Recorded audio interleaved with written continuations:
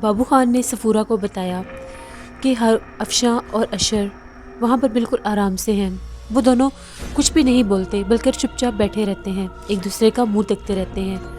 صرف افشاں اٹھ کر کھانا بناتی ہے. اس کے بعد ایسا لگتا ہے جیسے وہ لوگ اپنی یادداشت کھو چکے ہیں. پھر بابو خان نے صفورہ سے پوچھا, بی بی جی آخر یہ لوگ کتنا عرصہ رہیں گے میرے پاس؟ میرا مطلب ہے کہ اگر میرا کوئی رشتہ دار آ جائے تو مجھے کیا بتانا چاہیے؟ دیکھو زیادہ عرصہ نہیں, ہو سکتا ہے 1 مہینہ 2 مہینے, یا یہ بھی ہو سکتا ہے 1 ہفتہ. اچھا سنو, ان کا خیال رکھنا, میں پھر آؤں گی, اور یہ لوگ کچھ پیسے رکھ لو. جیسے بابو خان نے پیسے دیکھے فوراً سے لے کر اپنی جیب میں ڈال لیے. صفورہ اپنی گاڑی میں بیٹھی. جیسے ہی گاڑی سٹارٹ کرنے لگی, گاڑی سٹارٹ نہیں ہو رہی تھی. صفورہ نے بہت کوشش کی کہ گاڑی سٹارٹ ہو جائے, لیکن گاڑی تو سٹارٹ ہونے کا نام ہی نہیں لے رہی تھی. تبھی صفورہ نے بابو خان سے پوچھا, گاڑی کے بارے میں کچھ جانتے ہو؟ نہیں بیگم صاحبہ, میں نے صرف نام ہی سنا ہے کہ گاڑی ہوتی ہے, کبھی چلائی نہیں, نہ ہی جانتا ہوں کہ کیسے چلتی ہے. اچھا یہاں پر کوئی مکینک ملے گا؟ نہیں بیگم صاحبہ, یہ تو اچھی آبادی ہے, یہاں پر جب گاڑی نہیں تو مکینک کیسے ہوگا؟ اچھا زیادہ باتیں کرنے کی ضرورت نہیں ہے, جاؤ جلدی سے جاؤ, میرے لیے کوئی ٹیکسی لے کر آؤ, میں خود جا کر کسی مکینک کو لے آؤں گی, مجھے بہت دیر ہو رہی ہے, جلدی جاؤ. تبھی بابو خان فوراً سے اپنی سائیکل پر بیٹھا اور صفورہ کے لیے ٹیکسی لینے چلا گیا.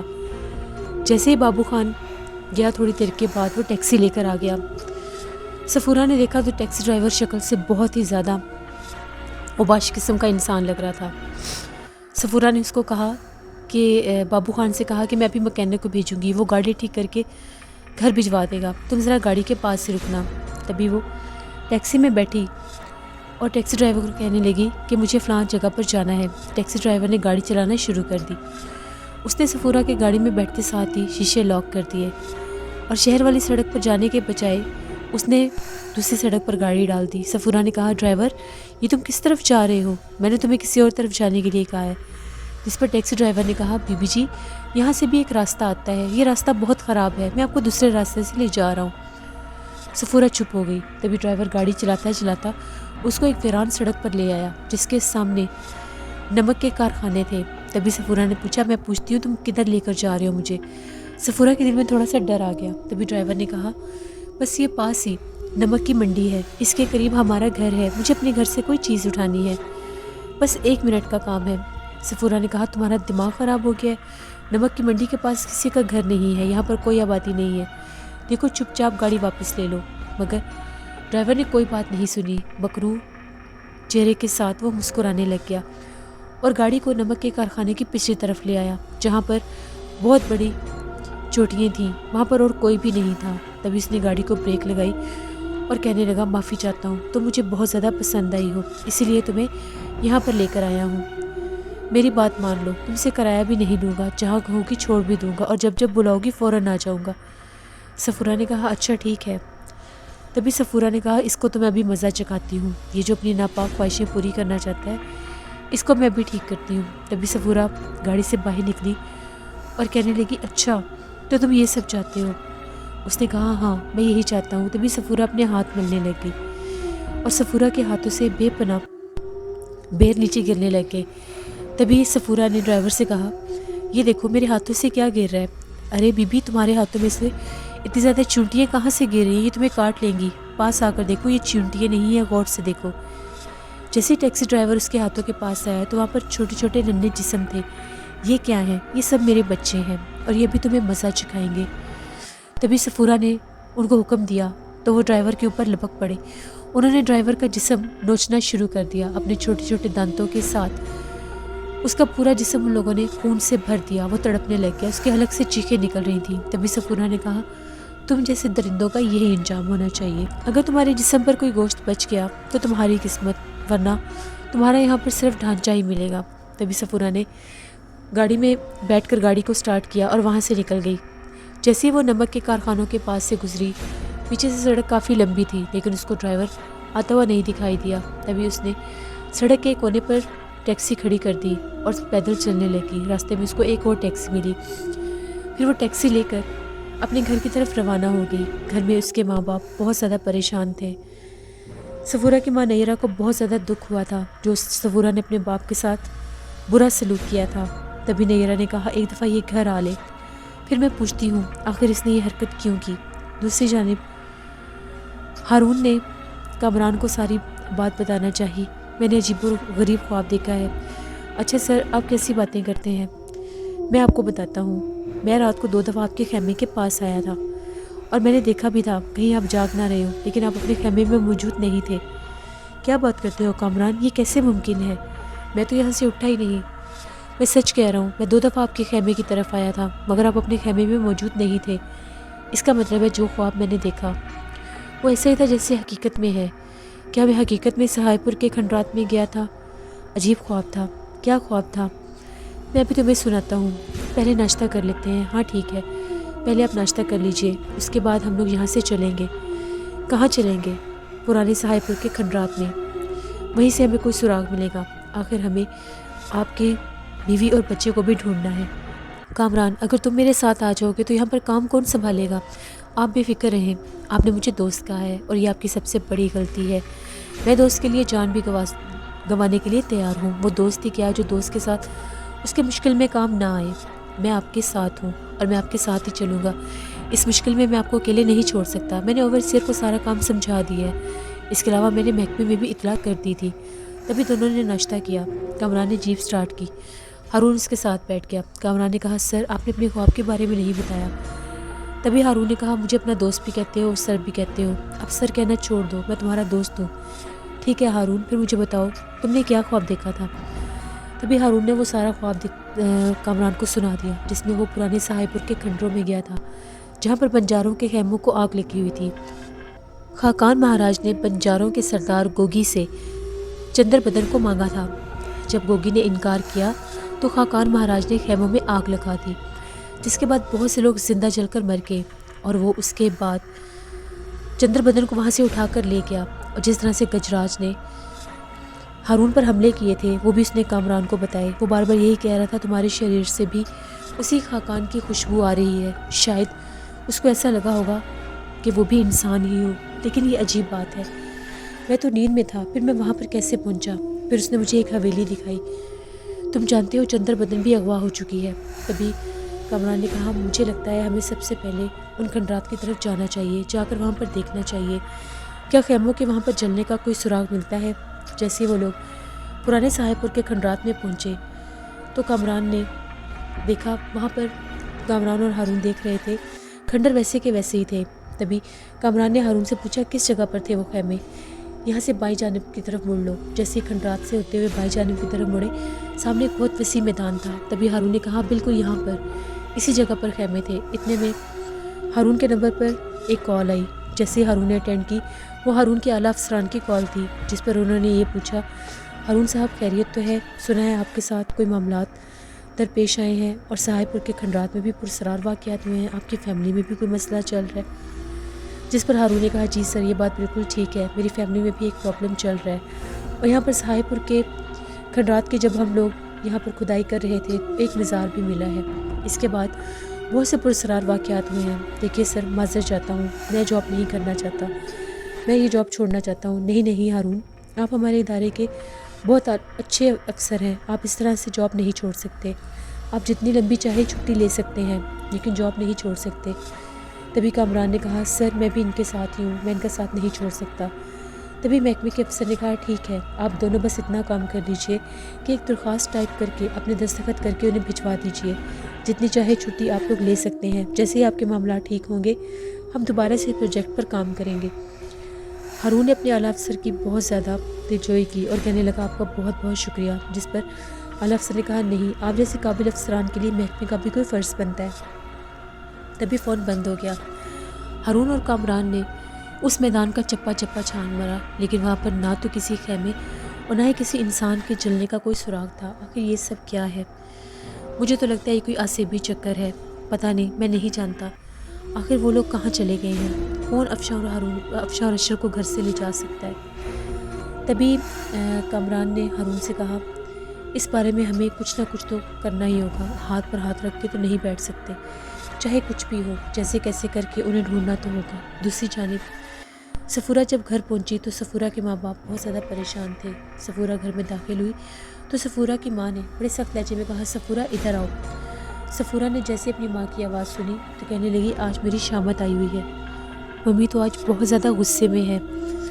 خدا خیر ہی کرے، پتہ نہیں کیا بنے گا۔ جیسے سفورہ اندر گئی تو اپنے ڈیڈی کی طرف دیکھ کر کہنے لگی ڈیڈی کیسے ہیں آپ؟ جس پر اس نے سفورہ کے ڈیڈی طاہر علی نے اس کی طرف دیکھ کر مسکرا کر کہا بیٹا پریشانیاں سہنے کی عادت ہو گئی ہے، جب اپنی ہی اولاد پریشانی دے دے تو سہنی پڑتی ہے۔ بہت اچھی بات ہے ڈیڈی۔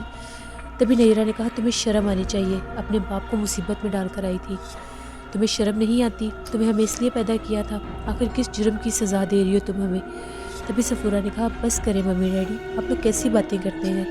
آخر میں نے کیا کیا ہے؟ میں آپ لوگوں کی اولاد ہوں، اگر میرے پاس کچھ ایسا کام ہے جس سے میں اپنی حفاظت کر سکتی ہوں تو آپ لوگوں کو اس سے کیا مسئلہ ہے؟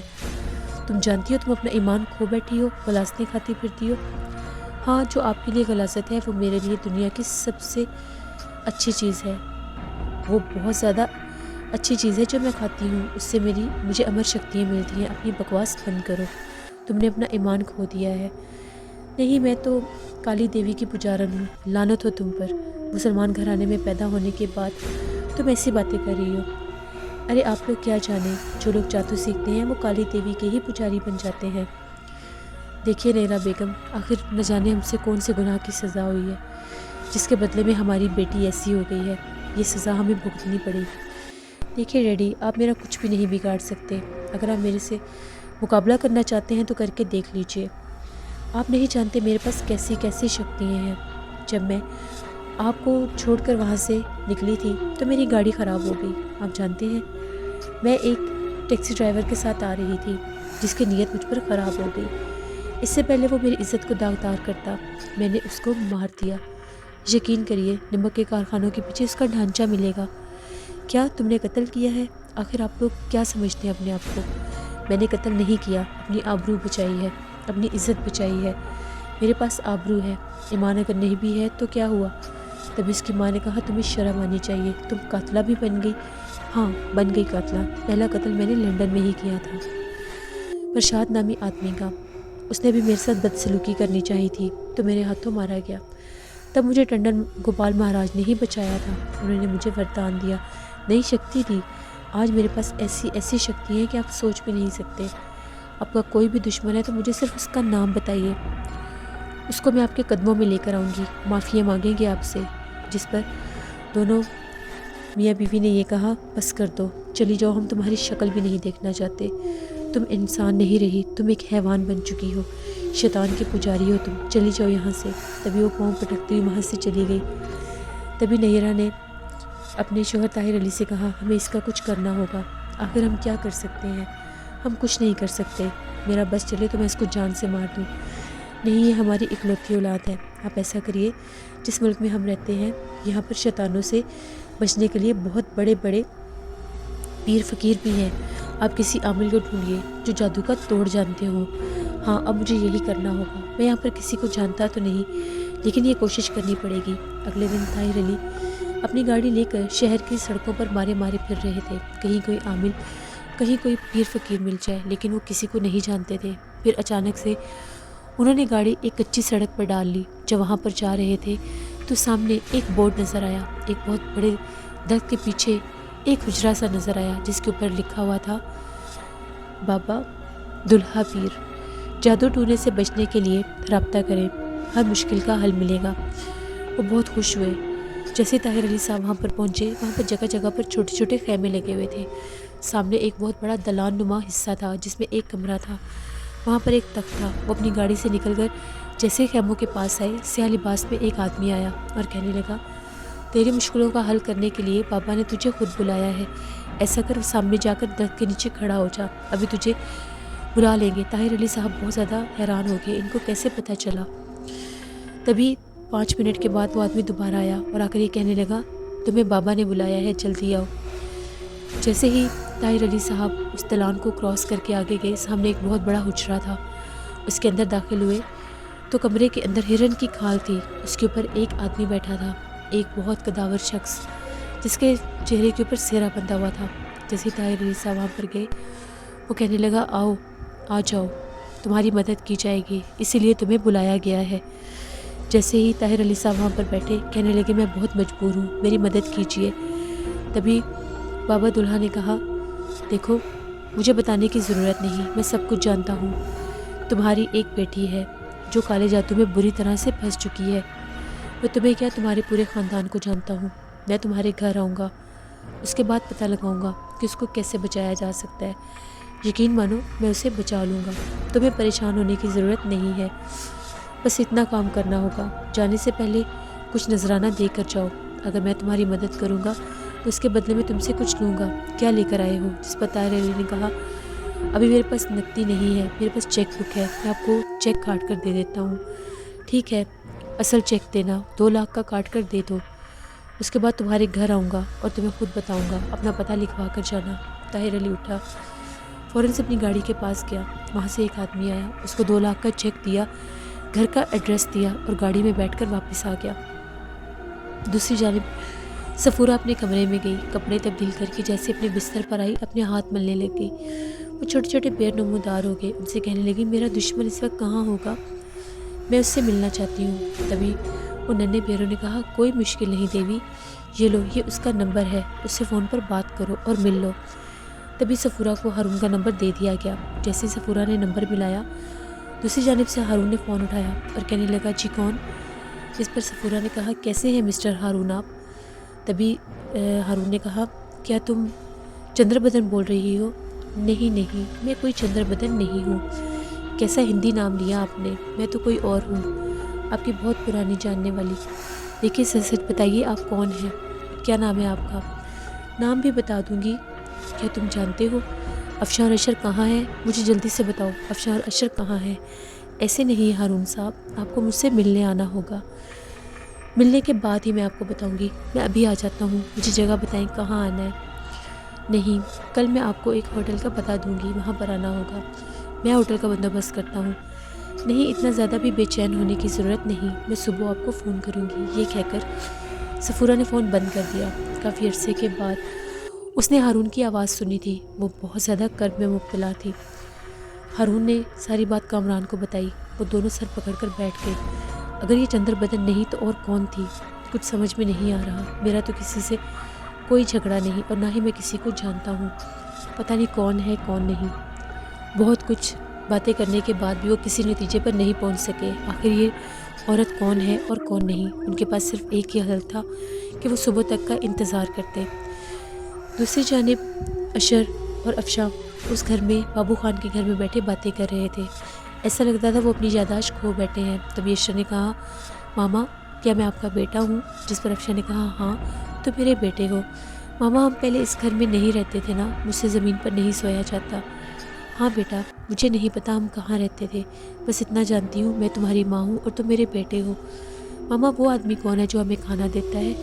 वो तुम्हारे मामू हैं। मामू कौन होते हैं? मामा का भाई, उसको मामू बोलते हैं। आपको कैसे पता वो आपके भाई हैं? उसी ने मुझे बताया कि वो मेरा भाई है। ये सारी बातें बाहर बाबू खान सुन रहा था। एकदम से आसमान पर बिजली कड़की, बहुत काली घटा छाई। बाबू खान को ऐसा लगा उसके ऊपर बिजली चमक कर गिरी है। वो सहम गया। उसके दिल में एकदम अल्लाह की तरफ से हदायत आई कि तुम चंद पैसों के इवज़ मासूम लोगों की ज़िंदगी अज़ाब में डाल रहे हो। वो अपनी ज़िंदगी से बेदखल हो गए हैं और एक कठपुतली की तरह यहाँ पर ज़िंदगी गुजार रहे हैं। उसे बहुत दुख हुआ। तभी उसे ख्याल आया कि इन दोनों को सिर्फ चंद पैसों के एवज़ में ये सब नहीं तकलीफ़ दे सकता, इनको यहाँ से निकालना होगा। तभी उसने फ़ौरन उसके दिल में ख्याल आया, उसकी एक बहन थी रशीदा जो बेवा थी। बाबू खान उसके और उसके बच्चों की कफ़ालत करता था। तभी बाबू खान ने कहा, अभी इन माँ बेटे को उनके पास भेज देता हूँ। उसके बाद उस पुरसरार लड़की से छुटकारा पाने के बाद ही इन दोनों के ठिकाने का पता लगाऊंगा और इन्हें वहाँ मुंतकिल कर दूंगा। तभी बाबू खान ने जल्दी से तांगे वाले को बुलाया और दरवाज़ा खोलकर कहने लगा, मेरी बहन आओ, तुम लोगों ने कहीं जाना है। जिस पर अफशा ने पूछा, कहाँ जाना है भाई? जिस पर उसने कहा, नए घर। अशर बहुत खुश हुआ, हम नए घर जाएंगे? हाँ बेटा, हम नए घर जाएंगे। तभी वो तांगे पर दोनों को बिठाकर अपने साथ ले आया। वहाँ पर गया तो एक छोटी सी कुटिया थी जहाँ पर बाबू खान की बहन रशीदा रहती थी। तभी बाबू खान ने बताया, ये मेरी मुँह बोली बहन और इसका बेटा है, ये पैसे रख लो। बेचारे अपनी याददाश्त खो बैठे हैं, इनके साथ कोई हादसा हुआ था, इनसे कोई सवाल मत पूछना। जब भी इनको खाने की ज़रूरत हो इनको खाने का बंदोबस्त कर देना। कुछ दिनों के बाद मैं इनको ले जाऊँगा। रशीदा ने कहा, ठीक है, इन्हें यहाँ कोई तकलीफ़ नहीं होगी। बाबू खान ने जाते जाते अफशा और अशर के सर पर हाथ फेरा और कहा, تم لوگوں کو یہاں پر کوئی تکلیف نہیں ہوگی، پریشان ہونے کی ضرورت نہیں ہے۔ جیسے بابو خان نے افشاں اور اشر کو وہاں پر چھوڑا، اس کے بعد وہ دوبارہ اپنے ٹھکانے پر نہیں جانا چاہتا تھا۔ وہ جانتا تھا کہ وہاں پر وہ پرسرار لڑکی آ جائے گی اور اس کو نقصان پہنچائے گی۔ تبھی بابو خان اپنے ایک دوست جو اسی طرح کا چور اچکا اور جیب کترا تھا، اس کا نام سعید تھا، اس کے پاس گیا۔ جیسے ہی اس نے دروازہ کھٹکھٹایا تو سعید کے پاس ایک لڑکی بنگالن رہتی تھی جس کو سعید نے خود خریدا تھا۔ اس نے دروازہ کھولا، تبھی اس نے پوچھا، روبینہ کیا سعید گھر پر ہے؟ روبینہ نے کہا ہاں وہ اندر ہے، آ جائیے۔ جیسے ہی بابو خان اندر گیا، سعید لیٹا ہوا تھا۔ بابو خان نے پوچھا کیا ہوا؟ جس پر سعید نے کہا کچھ بخار ہوا ہوا ہے۔ اچھا یہ روبینہ تو بڑی چمک رہی ہے، کیا تم نے نکاح کر لیا؟ نہیں، میں نے اسے اپنی بہن بنا لیا ہے، یہ میری بہن ہے۔ بے شک میں اس کو خرید کر لایا تھا، لیکن جب یہ یہاں پر رہی، اس نے گھر کا کام کاج سنبھالا تو میرے دل میں اس کے لیے ترس آ گیا اور میں نے اسے اپنی بہن بنا لیا۔ جب تک یہ زندہ رہے گی میں اس کا سہارا بنوں گا۔ تبھی بابو خان نے ساری بات سعید کو بتا دی اور کہا کہ میں بہت مشکل میں ہوں، کچھ دن میں یہاں پر رہنا چاہتا ہوں، جب اس پرسرار لڑکی سے بچ جاؤں گا تو پھر ان ماں بیٹے کو ان کے ٹھکانے پر پہنچا دوں گا۔ سعید نے کہا ٹھیک ہے، تم یہاں پر جب تک چاہو رک سکتے ہو۔ افشاں بہت زیادہ پریشان تھی کہ پتہ نہیں وہ کس جگہ پر اب آ گئی ہے۔ اشر بھی پھٹی پھٹی نظروں سے اس گھر کو دیکھ رہا تھا، لیکن شکر ہے یہاں پر ان کے علاوہ بھی کوئی انسان موجود تھے۔ رشیدہ بہت اچھی عورت تھی۔ دوسری جانب صفورہ کے دل میں ایک عجیب سا اطمینان تھا۔ آج اس نے ہارون کو گڑ گڑاتے ہوئے دیکھا تھا، اس کے لہجے میں ایک عجیب سا دکھ تھا، ایک عجیب سی بے چینی تھی افشاں کے لیے۔ تبھی صبح ہوئی تو ہارون بے چینی سے صفورہ کے فون کا انتظار کر رہا تھا۔ تبھی صفورہ اپنے گھر سے نکلی اور ایک بہت بڑے 5 اسٹار ہوٹل میں آئی۔ جب وہاں پر پہنچی تو ریسیپشن سے اپنا روم بک کروایا اور اس کے بعد 4تھ فلور پر اپنے روم میں چلی گئی۔ پورٹر اس کے ساتھ آیا اور کہنے لگا میم آپ کو جس چیز کی ضرورت ہوگی پہنچا دی جائے گی، جیسے ہی آپ کا سامان آئے گا میں پہنچا دوں گا۔ تبھی صفورہ نے اپنے بیگ میں سے ایک نوٹ نکالا اور پورٹر کو دیا۔ وہ وہاں سے صفورہ کو مل کر چلا گیا۔ صفورہ نے کمرے کی طرف دیکھا تو کہنے لگی کمرہ تو بڑا عالی شان ہے، گھر سے جب میں بور ہو جاؤں گی تو یہاں پر رہ لوں گی، بہت اچھا نظام ہے، یہ خیال پہلے میرے دل میں کیوں نہیں آیا۔ ابھی صفورہ وہاں پر بستر پر لیٹی ہی تھی تو اس کو احساس ہوا کہ اس کے علاوہ بھی کمرے میں کوئی موجود ہے۔ باتھ روم میں پانی استعمال کرنے کی آواز آ رہی تھی۔ جیسے صفورہ نے دیکھا باتھ روم کا دروازہ کھلا اور سامنے دیکھے کھڑے شخص کو دیکھ کر اس کا حیرت سے منہ کھلا رہ گیا۔ ٹنڈن مہاراج آپ؟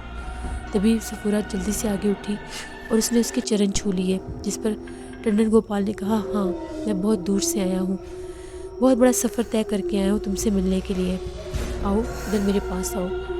ٹنڈن گوپال ایک کرسی پر بیٹھ گیا، صفورہ اس کے قدموں میں بیٹھ گئی۔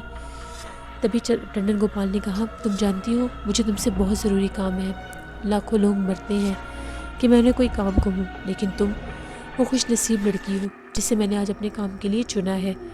تبھی صفورہ نے کہا جی مہاراج حکم کیجیے، آپ نے جو شکتیاں مجھے دی ہیں ان کے بدلے آپ جو چاہیں گے میں کرنے کے لیے تیار ہوں۔ تبھی ٹنڈن گوپال نے کہا جو تمہارا دشمن ہے وہ میرا بھی دشمن ہے، جنموں جنموں سے وہ میرا دشمن ہے۔ اس کا جو دادا تھا اس نے دعویٰ کیا تھا مجھے ختم کرنے کا، لیکن میرا قتل اس کے ہاتھوں ہی ہوا تھا اور اب یہ اسی کا خون ہے۔ مجھے ڈر ہے کہ کہیں یہ میرے تک پہنچ نہ جائے، تمہیں میرا بدلہ بھی اس سے لینا ہوگا۔ میں سمجھی نہیں، آپ کا دشمن ہے، چھوڑو اس بحث کو، جتنا کہہ رہا ہوں اس پر غور کرو۔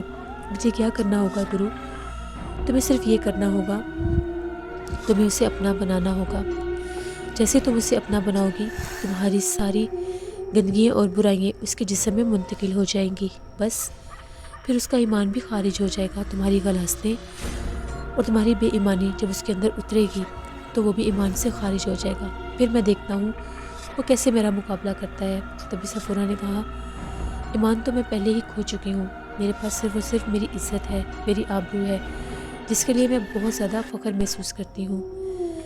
اگر آپ یہ کہیں گے تو آپ پر یہ بھی قربان کر دوں گی، آپ جیسا چاہتے ہیں ایسا ہی ہوگا۔ تبھی ٹنڈن مہاراج وہاں سے اٹھا، دروازے تک گیا اور باہر چلا گیا۔ صفورہ بھاگتی ہوئی دروازہ کھول کر دیکھنے لگی تو لابی میں کوئی بھی نہیں تھا، کافی لمبی گیلری تھی لیکن وہ جا چکا تھا۔ صفورہ کے ذہن میں ایک عجیب سی کشمکش تھی، وہ ہارون کو بالکل ناپسند کرتی تھی، چاہتی نہیں تھی انتقام لینا چاہتی تھی، ایسے لڑکے کے اوپر تو وہ تھوکنا بھی نہیں چاہتی تھی، پھر اس کو اپنانا بہت مشکل تھا، لیکن اپنے گرو مہاراج کے لیے وہ سب کچھ کرنے کے لیے تیار تھی۔ تبھی سفورہ نے ہارون کو فون کیا اور کہا کہ فلاں جگہ پر مجھ سے ملنے کے لیے آ جاؤ۔ ہارون اس کا نام پوچھ رہا تھا۔ ابھی نہیں، جب آؤ گے تو پھر نام بتاؤں گی، اور سنو، اگر تم نے ذرا بھی چالاکی سے کام لیا تو تمہارے بیٹے اور بیوی کی لاش ملے گی تمہیں، اس کو دھمکی مت سمجھنا، نصیحت کر رہی ہوں۔ تبھی ہارون نے کہا نہیں، میں کچھ بھی نہیں کروں گا، میں بھی آ رہا ہوں۔ جیسے ہارون نے فون بند کیا، ہارون نے کامران سے کہا مجھے اکیلے جانا ہوگا ورنہ افشا اور اشر کو نقصان پہنچا دے گی۔ جیسے ہی ہارون بتائے ہوئے ایڈریس پر گیا، تھوڑی دیر کے بعد ڈور بیل بجی۔ سفورہ کے دل کی دھڑکن تیز ہو گئی۔ تبھی سفورہ نے کہا اندر آ جاؤ۔ جیسے ہی ہارون نے دروازہ کھولا، ہارون اندر آیا۔ ہارون نے سامنے دیکھا تو وہ سفورہ تھی۔ سفورہ تم؟ بڑی بات ہے، ابھی تک میں یاد ہوں تمہیں؟ میں تو سمجھی تھی بھول چکے ہوگے۔ سفورہ کیا تم نے یہ کام کیا؟ اتنا بکھلانے کی ضرورت نہیں ہے، میں نے ہی کیا ہے۔ اگر میں نے فون تمہیں کیا ہے تو یہ کام بھی میں نے کیا ہے۔ آخر تم نے ایسا کیوں کیا؟ میں تم سے وہ بدلہ لینا چاہتی تھی جب تم نے مجھے ٹھکرایا تھا۔ مجھ جیسی خوبصورت دولت مند لڑکی کو بھلا کون ٹھکرائے گا؟ تم نے میرے کردار پر، میری شخصیت پر ایک دھبا لگایا تھا، بس اسی وجہ سے میں نے تم سے انتقام لے لیا، تمہاری بیوی اور بیٹے کو کڈنیپ کر لیا۔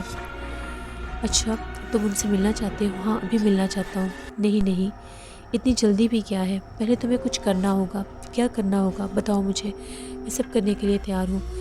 تمہیں مجھے اپنانا ہوگا۔ کیا مطلب؟ کیسی بہکی باتیں کر رہی ہو؟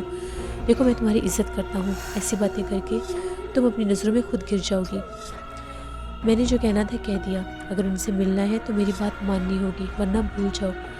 تبھی ہارون نے چالاکی سے کام لیا اور ہارون نے کہا اس بات کی کیا گارنٹی ہے میں تمہیں اپنا لوں اور اس کے بعد تم مجھے ان سے نہ ملواؤ؟ ایسے کچا کام میں نہیں کرتا، پہلے میں افشاں اور اشر کو اپنی آنکھوں سے دیکھوں گا، اس کے بعد تمہاری بات مانوں گا۔ تبھی سفورہ نے کہا اچھا، پھر پہلے وعدہ کرو، میری بات مانو گے؟ ہاں، بالکل مانوں گا۔ ہارون نے دل پر پتھر رکھ کر یہ بات کی۔ تبھی سفورہ ہارون کو لیے گاڑی میں ہوٹل سے باہر نکلی اور کچی آبادی کی طرف چلی گئی۔ جیسی کچی آبادی میں پہنچی تو ایک چھوٹے سے گھر کے باہر رکی اور ہارون سے کہنے لگی گاڑی سے اترو۔ کیا یہاں پر تم نے میری بیوی اور بیٹے کو رکھا ہے؟ بس، زیادہ باتیں کرنے کی ضرورت نہیں، گاڑی سے اترو اور سنو، تم ان سے کوئی سوال نہیں کرو گے، تم صرف ان کے پاس جاؤ گے، ان کو دیکھو گے، اپنے بیٹے کو گلے لگاؤ گے اور واپس آ جاؤ گے۔ تم اور میں ہوٹل میں رات گزاریں گے اور اگلی صبح افشاں اور اشر تمہارے حوالے کر دوں گی۔ منظور ہے؟ جس پر ہارون نے کہا بالکل منظور ہے۔ تبھی سفورہ گاڑی سے اتری اور دروازہ کھٹکھٹانے لگی۔ اندر سے کوئی آواز نہیں آئی، اندر کوئی بھی نہیں تھا۔ سفورہ غصے سے لال ہو گئی۔ تبھی سفورہ نے بابو خان کو 4 سے 5 دفعہ آوازیں دیں، لیکن بابو خان وہاں پر موجود نہیں تھا۔ تبھی سفورہ نے ہمسایوں کی بیل بجائی اور ان سے پوچھنے لگی تو اس عورت نے کہا ہم نہیں جانتے ایسے لچے لفنگے آدمی کے بارے میں، پتہ نہیں کب آتا ہے اور کب نہیں۔ تبھی سفورہ نے کہا بہت گڑبڑ ہوگی، بہت گڑبڑ، جلدی سے گاڑی میں بیٹھو۔ ہارون نے کہا کہاں ہے افشاں اور اشر؟ مجھے نہیں پتا کہاں ہے، آخر اس نے ایسی ہمت کیسے کی؟ دیکھو، جیسے مجھے پتہ چلے گا میں تمہیں بتا دوں گی۔ دیکھو سفورہ، ایسے مت کرو، مجھے بتاؤ افشاں کہاں ہے؟ بھاڑ میں گئی افشاں، اترو گاڑی سے، مجھے نہیں پتا وہ کہاں پر ہے، جیسے مجھے پتہ چلے گا میں تمہیں بتا دوں گی۔ تبھی سفورہ نے ہارون کو گاڑی سے اتار دیا اور گاڑی لے کر چلی گئی۔ اتنے میں کامران اس کے پیچھے ہی تھا۔ تبھی اس نے ہارن بجایا۔ ہارون نے پیچھے پلٹ کر دیکھا تو کامران جیپ لے کر کھڑا تھا۔ کامران، کیا تم میرے پیچھے تھے؟ بالکل تمہارے پیچھے تھا، میں نے نوکری اس لیے نہیں چھوڑی کہ تمہیں تنہا ہی بھیج دیتا۔